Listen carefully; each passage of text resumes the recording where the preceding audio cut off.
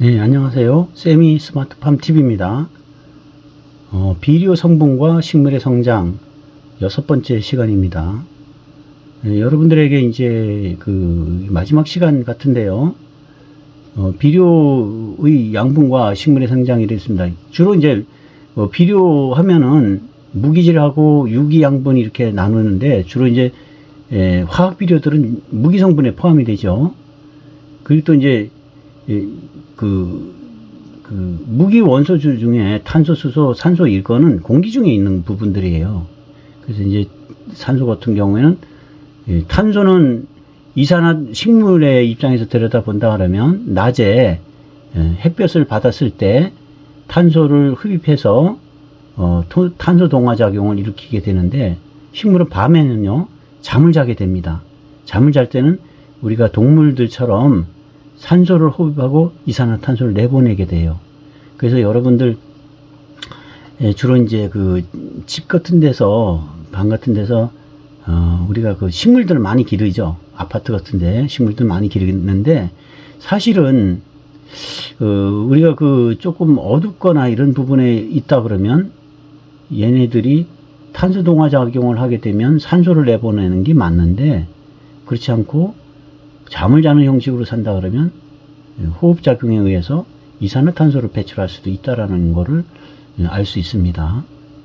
그래서 이제 그것은 사실 뭐 특별하게 우리가 뭐 사람이 들어갔다 나갔다 하기 때문에 그것은 큰 문제가 되는 건 아닌데 이론적으로는 그렇다는 얘기입니다. 자, 그럼 무기양분을 한번 볼까요? 무기양분은 이제 탄소하면 이산화탄소를 얘기하는 거예요. 그래서 이산화탄소 탄산 시비를 합니다. 시설 하우스 안에 같은데 이런 시설 내에서는 이산화탄소가 부족할 수가 있죠. 그렇기 때문에 이산화탄소를 보충시켜서 탄소 동화 작용을 도와주는 역할을 하게 됩니다. 그래서 탄산 시비 이렇게 얘기를 합니다. 그다음에 수소산소는 이건 이제 공기 중에 있는 부분이고 이거는 별도로 시비하거나 이러지는 않습니다. 무기양분 중에서 다량 원소에 이제 포함이 되는 부분인데 질소질 비료 같은 경우, 자 질소질 비료 같은 거 좀 볼까요? 질소질 비료는 여러분들께서 많이 알고 계시고 많이 사용하는 비료 성분 중에 하나입니다. 단비 쪽에 이것이 이제 결핍되게 되면 소형화되고요. 잎이 자체가 소형화되고 엽색 연화, 그러니까 잎 자체가 진한 녹색 끝이 큰 게 아니라 아주 연두색 비슷하게 큰다라는 얘기죠. 그다음 황화, 허옇게 이제 변해가는 걸 얘기해요. 그다음에 안토시아닌 색소, 요 이제 색소 자체가 있죠. 잎에는 그게 이제 갈색으로 변한다든지 이렇게 이제 안 좋게 나타난다 하는 얘기예요. 결핍됐을 경우에 과잉 시에는 잎이 진하게 진해지고 결구의 지장, 예를 들어서 우리가 배추라든지 양배추 같은 경우에 이런 걸 많이 주게 되면 앉는다 그러죠. 결구라 그러잖아요. 그게 지장을 받을 수 있다. 왜냐하면 계속 성장을 하려고 그러기 때문에 그럴 거예요. 그 여러분들이 전 시간에 제가 설명드렸던 부분을 잘 이해하시면 됩니다. 이건 질소질 같은 경우는 초기 생장에 주로 이용을 하시고 나중에 어느 정도 이제 전체가 2라고 볼 때, 전체 생육 기간이 2라고 볼 때 2를 지난 나머지 2에 들어갈 때부터는 가능한 한 질소질 성분을 주시지 않는 게 좋습니다. 과실 같은 경우에는 질소질 성분이 부족하게 되면 줄기의 신장이 억제되고 착화수가 감소하고 꽃 피는 숫자가 감소한다는 얘기입니다. 결실률이 저하되고 그 다음에 과일이 적어지고 그 다음에 과다시에는 착색이 지연되거나 생리적 장애가 생긴다. 착색이 지연된다는 얘기는 계속 과일 자체도 성장을 시키고 있다는 얘기죠. 그러니까 그런 부분들이 생리적인 장애가 생길 수밖에 없는 부분입니다. 질소질을 과용하게 되면 세포의 연화로 인해서 가뭄이라든지 저온, 병, 해충에 대한 저항이 약해진다. 이건 아주 기본적으로 질소질 성분의 아주 취약한 부분입니다. 그 질소질 성분은 그렇다는 얘기예요. 주로 이제 질소질 성분이 식물이 흡수하는 형태는 질산태 질소하고 아질산태 질소로 이렇게 흡수를 하게 됩니다. 그래서 농 같은 경우 물이 많은 데서는 질산태 질소로 벼 같은 경우에는 흡수를 하게 되고 일반 밭 같은 경우에는요 암모늄태, 아질산태 형식으로 이렇게 흡수가 됩니다. 주로 사용하는 건 밑거름, 웃거름 또는 옆면 시비로 이렇게 해서 비료를 이용하게 됩니다. 질소질은요. 그 다음 황이죠. 황은 이제 그 밑거름을 주로 이제 하고 웃거름도 약간 주기는 하는데 이렇습니다. 이 흡수 형태는 보면 이산화황 형태로 흡수하거나 아니면 황산염으로 해서 흡수를 하게 됩니다. 불용성이 강하기 때문에 얘는 직접적으로 흡수가 잘 안 돼요. 그래서 식물의 흡수가 어려우나 미생물 있죠. 땅 속에 있는 미생물들의 활성화를 도움을 준다. 이런 얘기고요. 그 다음에 미세분말로 해서 살포하는 게 맞고 황을 과다하게 할 경우에는 토양의 산성화를 유발할 수 있다. 제가 뭐라 그랬습니까? 토양의 산성화를 유도할 수 있다라는 얘기가 있죠. 그래서 블루베리를 제가 리뷰하면서 그 유황을 뿌려주라는 얘기는 바로 산도 조절, 토양에 대한 산성화를 유도하기 위한 거다고 제가 설명을 드렸어요. 바로 이런 내용입니다. 그래서 우리가 분말 살포하게 되면 토양을 산성화시키기 때문에 그런 부분이 있다. 그래서 우리가 블루베리 같은 경우는 산도가 좀 강한 데서 잘 자라는 그런 작물이잖아요. 그런 과수기 때문에 우리가 그 산을 좀 조절해 주기 위해서 황을 사서 이렇게 살포해 주는 게 맞습니다. 그 블루베리에서는 꼭 유황을 쓰셔야 돼요.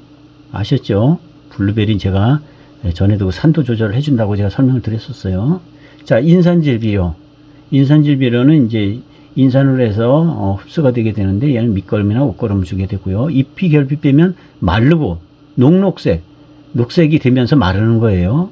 녹색이 진하면서 마르고 그 다음에 갈색 반점이 생기고 고사한다. 말라 죽는다는 얘기입니다. 그래서 우리가 인산질 비료 하면은요, 가뭄이 많았을 때, 예를 들어서 우리가 가뭄 대책을 어떻게 하지? 너무 가무는데? 이럴 때는 어떻게 해요? 인산질 비료 자체를 조금 더 주셔야 됩니다. 인산질 비료 자체를. 그러게 되면 가뭄에 조금 식물체 자체가 강하게 자랄 수가 있어요.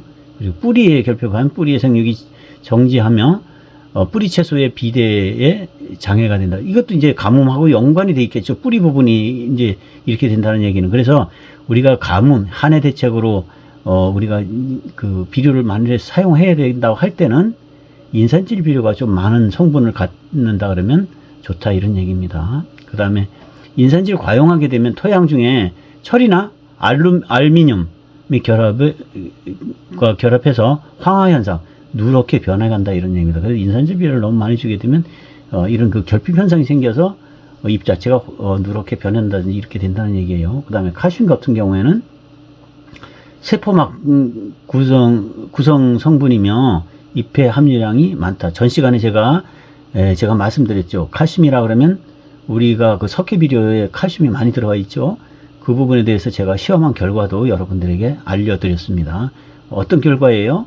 우리가 그 상치를 제가 심어서 그 장마철에 얘가 어떻게 자라는지 제가 확인을 했던 그런 시험 결과를 가지고 있습니다. 그래서 제가 설명드렸고, 그래서 얘는 이제 세포막을 구성하는 요소이기 때문에 잎의 함유량이 많다, 이런 얘기입니다. 그리고 질소의 흡수를 돕고 알루미늄 과잉 흡수를 억제한다, 그런 얘기고, 그 다음에 양파, 양배추, 샐러리, 시금치 등 칼슘을 많이 요구하는 딸기는 그렇게 이제 요구하고, 요런 그 채소류들은 요구하지만 딸기는 요구도가 낮기 때문에 우리가 칼슘을 별도로 줄 필요가 없다, 이런 얘기를 하는 거예요. 그 다음에 칼슘 하면 생장점 등 분열 조직의 생장이 감퇴되며 칼슘이 결핍되게 되면, 모자라면 그 생장이 감퇴되고, 그 다음에 토마토의 생리적 병인 배꼽서기병을 일으킨다. 제가 말씀드렸죠. 이건 이제 그 병해충에 대한 병이 아니라 배꼽이 있는데 동그랗게 원형으로 이렇게 썩어 들어갑니다. 그게 바로 칼슘 성분이 부족해서 그런 현상이 나타나는 겁니다. 그래, 칼슘 성분이 부족해서 나타난다 그래서 그때 칼슘점을 주어서 해결하겠다, 이건 이미 늦었어요. 그렇기 때문에 이런 칼슘 비료라든지 석회 비료 같은 경우에는요, 실제 초기 때 주어야지만 효과를 가질 수가 있습니다. 이미 발생한 상태에서는 늦은 거예요. 그건 치료 자체가 안 되는 겁니다. 그 다음에 마그네슘은 고토 비료라고 그랬습니다. 고토 비료 같은 경우에 결핍하게 되면 잎에 황백화, 누렇거나 허옇게 변해가는 현상이 나타나고, 그 다음에 칼륨, 망간 등의 기량작용, 서로 도와주는 역할을 하는 겁니다. 좋은 뜻으로 기량작용을 하고 그 다음에 마그네슘의 공급량을 증가시키면 망간의 과잉 흡수를 줄일 수 있다. 그러니까 우리가 그 망간이라든지 이런 것들은 미량 요소에 포함이 되어 있는데 이것들이 많은 경우에 우리가 그 마그네슘 같은 고토를 주게 되면 이 마그네슘 흡수를 줄일 수 있다 이런 얘기입니다. 그래서 이제 그 황화 현상이라든지 이런 거를 우리가 좀 적어지게 되면 황화 현상이 나타나는데 이런 것들도 황화 현상이 나타나는 것은 굉장히 많습니다. 성분이 부족해서 영양 성분이 부족해서 나타나는 현상이 많은데 어느 게 문제가 되는지 잘 모를 수가 있어요. 그런데 실질적으로 우리가 그 칼륨이라든지 칼륨 있죠. 이런 것들에 대해서는 망간까지 포함해서 이렇게 좀 기량작용이라는 좋게 서로 왔다 갔다 하면서 도와주는 역할을 하는 거예요. 그런 걸 하기 때문에 좋다 이런 얘기입니다. 그 다음에 이제 지온이 낮으면 인산의 흡수가 불량해지면 지온이 낮아서 인산의 흡수가 불량해지면 마그네슘의 흡수도 영향을 받는다 이런 얘기입니다. 마그네슘 그러니까 지온이 고토를 필요를 했을 때 땅의 기온이 자꾸 낮아지면요 인산질 흡수도 불량해지고 인산 비료 흡수도 불량해지고 그 다음에 마그네슘 고토 비료 흡수도 불량해진다 이런 얘기입니다. 그러니까 따뜻할 때라고 한다 그러면 언제겠어요? 언제겠습니까? 주로 한 7, 8월 정도서부터 우리가 인산이라든지 마그네슘은 좋은 영향을 줄 수 있다라는 게 이제 결론적으로 여기서 보면 알 수가 있죠. 그 다음에 이제 미량 원소들입니다. 철 같은 경우에는 요 이제 소량만 필요한 거예요. 뭐 사실은 없어도 어느 정도는 이제 유지해 나가는 부분인데 소량으로 이제 필요한 부분들입니다. 그래서 철 같은 경우에는 에너지 생산 과정과 염료수 형성이 필요하고 여러 생화학적 과정에서 촉매의 역할을 한다. 제가 말씀드렸죠. 미량 원소들은 윤활작용 형식으로 우리가 인체로 말한다면 비타민 형식으로 보시면 돼요. 자, 망간 식물의 효소 활동을 촉진하고 그 다음에 세포 보호 기능과 광합성을 돕는다 이런 얘기고요. 그 다음에 아연 결핍하면 어린 잎이 기부 쪽의 끝부분이에요. 기부 쪽이 중간에 황백화 현상이 되고 아래 잎에서는 갈색 얼룩과 줄무늬가 나타난 다음 성장이 왜소해지면서 분월이라는 게 이제 가지치기예요. 가지가 이제 늘어나는 거죠. 그 분월이 계속된다 이런 얘기입니다. 구리는 뭐 별도로 특별한 부분은 없고요. 그 다음에 몰리브덴 같은 경우에는 결핍하면 늙은 잎의 잎맥을 따라 황백화와 괴사 썩어 들어가는 거죠. 진행이 되고 심하면 어린이까지 영향을 받게 된다 이런 얘기입니다. 몰리브덴 그 다음에 붕소 우리 붕소는 많이 이용을 하잖아요. 붕소는 이제 그 엽채류라든지 그 배추 무까지 포함해서 모든 그 채소들의 붕소를 많이 주게 돼요. 붕소를 별도로 주기도 합니다. 미량 원소긴 하지만 결핍하면 뿌리에서 흡수한 양분과 잎의 탄수화물이 열매로 이동하는 양이 적어지기 때문에 열매 내부와 외부의 결핍 현상이 나타난다. 채소의 경우에는 주로 잎에서 나타나며 부족하면 어린 잎이 잘 자라지 못하고 마르는 것처럼 보인다. 자, 여러분 블루베리 제가 계속 많이 설명을 드렸는데 블루베리 왜 붕소를 줘야 되는지를 다시 한번 설명드릴게요.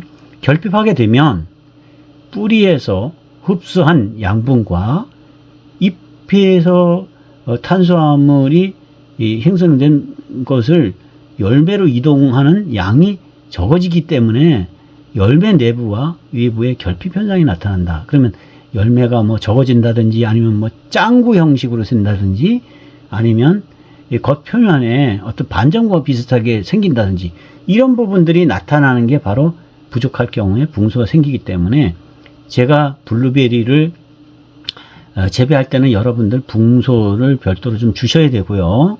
붕소 비료를 별도로 조금 주시는 게 좋고 그 다음에 이 화분화에도 이제 영향을 줍니다. 그 다음에 아까 말씀드렸죠. 황 자체는 산도를 조절해주는 역할을 합니다. 그래서 산도를 산성화 시킨다는 얘기예요. 그렇기 때문에 블루베리 같은 경우에 약 4에 pH 농도 약 4에서 6 정도, 7이 중성이잖아요. 4에서 6 정도에서 잘 자랍니다. 그래서 4.5 정도로 이래 보는데, 그러니까 거의 뭐 강산성 가까이에서 자란다고 보시면 돼요. 그렇기 때문에 우리가 일반적으로 유박 비료도 주고 하지만 그런 것들이 이제 중성 비료로 할 때 그냥 밋밋하게 나가는 거 아니에요. 그러면 산도가 예를 들어서 자꾸 올라가게 되면 중성 쪽으로 올라가게 되는 경우가 생길 텐데, 그렇게 되면 황 같은 걸 뿌려주게 되면 산도를 낮춰주는 역할을 하기 때문에 우리가 그 블루베리에서는요, 제가 그 판단하고 연구하고 공부한 결과로는 붕소하고 그 다음에 황하고는 꼭 그 시비를 별도로 일정 부분 조금씩 주어야 됩니다. 그래서 내년도에 가게 되면 제가 이 주는 양이라든지 이런 것을 계속해서 유튜브에 리뷰해 드리도록 하겠습니다. 계속 따라오시면 될 것 같아요. 그 다음에 이제 우리 유박 비료들이죠. 유기 양분하면 유박 비료들인데, 이런 것들은 제가 별도로 뭐 다른 성분들은 다 위에서 설명드렸기 때문에 설명을 안 드리고요. 대신에 이것들이 함유하는 양이 어느 정도인지를 좀 말씀드리겠습니다. 대부분이 다 틀려요. 틀리긴 다 틀릴 수밖에 없죠. 뭐 비료 똑같은 회사에서 나오는 똑같은 봉투에 들어있는 비료를 할지라도 아마 비료 봉투 안에 든 것만큼도 다 틀릴 거예요. 뭐 잘 섞이지 않은 경우도 있을 것이고, 그렇기 때문에 다 제쳐해 놓고라도 그냥 기본적으로 제가 말씀드리겠습니다. 그래서 유박 비료들을 통틀어서 그냥 전체적으로 설명을 드리도록 하겠습니다. 이제 지수 성분 자체는 한 4% 정도, 그러니까 지수 성분이 낮은 거예요. 그 다음에 유기 성분 같은 경우는 70%, 대부분이 유기질로 돼 있죠. 그 다음에 가리질 같은 경우는 3%, 2%. 얘네들은 그렇게 많이 주어도 큰 탈은 없는 거예요. 그래서 제 유튜브에 이렇게 자꾸 이렇게 보다 보니까 어디에선가 유튜브에 그 설명하는 분이 이런 얘기 하더라고요. 잘못 주게 되면 그 다음에 계속 그 성장을 계속 하기 때문에 문제가 된다. 이렇게 해서 설명을, 어떤 근거로 그렇게 설명하는지 난 이해를 못 하겠어요. 왜냐하면 지수 성분이 그렇게 많지 않기 때문에 유기질이라는 것은요, 금방 그렇게 흡수가 잘 안 됩니다. 얘는 또 일정 시간이 지나야 되는 부분이기 때문에 그렇고요. 지수 성분이라면 화학 비료들이 지수 성분이 더 많죠. 그렇기 때문에 4%라 그러면요, 제가 말씀드렸죠. 원예형 복합 비료를 블루베리에 뿌리고 그 다음에 나머지 그 지수 성분이 좀 모자라잖아요. 그죠? 그 일반 그 전용 비료, 일병 전용 비료라 해서 판매하는 그런 비료들보다 지수 성분이 원예형 복합 비료가 좀 낮습니다. 낮은 것은 유기질 비료, 유박 비료를 주게 되면 이 부분이 일정 부분이 포함이 돼요. 4%라는 게 거기에 플러스가 됩니다. 그러면 지금 유기질 비료를 하고 그 원형 복합 비료를 같이 주게 되면요, 우리가 그 유기질도 줄 수 있고 또 화학 비료의 지수 성분도 그 전용 비료하고 거의 맞춰집니다. 그게. 그죠? 근데 왜 이거를 주지 말라고 하는지를 모르겠고, 이 유튜브에는 잘못된 내용들이 많이 돌아다녀요. 보니까 제가 앞으로 이런 것들은 이 식물 성장에 대한 부분이라 그러면 제가 바로 잡아 나가는 형식으로 이렇게 하겠습니다. 여러분들 지금까지 이렇게 그 공부하는데 많이 시청해 주셔서 대단히 고맙습니다. 앞으로도 세미 스마트팜 TV 많이 구독해 주시고 여러분들 많은 관심 부탁드리겠습니다. 진실된 내용을 가지고 이론을 공부하고 그 다음에 실증으로 확인하고 해서 검증된 내용으로만 여러분들에게 설명드리고 여러분들 영능에 도움이 되도록 노력하겠습니다. 대단히 고맙습니다.